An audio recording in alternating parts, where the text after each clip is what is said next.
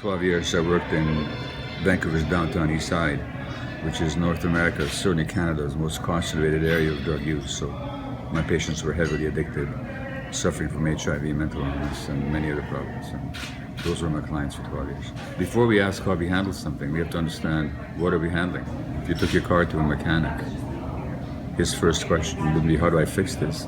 His first question would be, how do I diagnose the problem? How do I understand the problem? Then he can talk about what's the best way to treat it. It's the same with addiction.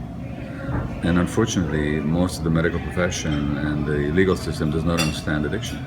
Therefore, our treatment and legal solutions tend not to be helpful. In fact, they often tend to be harmful.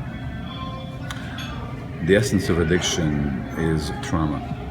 The people that are addicted are people that were traumatized in childhood. And the reason, for example, in this province, in Saskatchewan, as in other provinces, there's a vast disproportion in the number of Native people who are addicted and who are jailed compared to the rest of the population, is because they're the most traumatized segment of our population.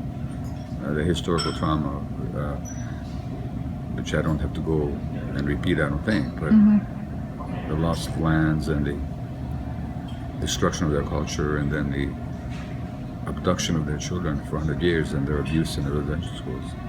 It's created a multi-generational template from which then trauma is passed on from one cohort to another. And so simply to focus on the behavior of addiction is missing the point. Addiction, any addiction, whether it's to sex or gambling or internet or drugs, shopping or eating, is simply an attempt on the part of a person to feel better temporarily. Why do they need to feel better? Because they don't feel good. Why don't they feel good? Because they've suffered.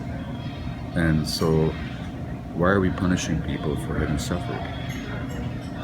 And the other point I need to make is that even if you look at the physiology of the brain, that itself is shaped by early life experience.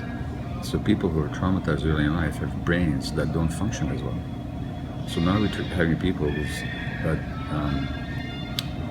somewhat impaired brain function in some very important circuits. It's none of their fault. Then they act from that impaired brain circuits, then we punish them for it, or we judge them for it. Or we just try and concentrate on the symptom. Addiction is only a symptom. It's not the fundamental problem. The fundamental problem is trauma.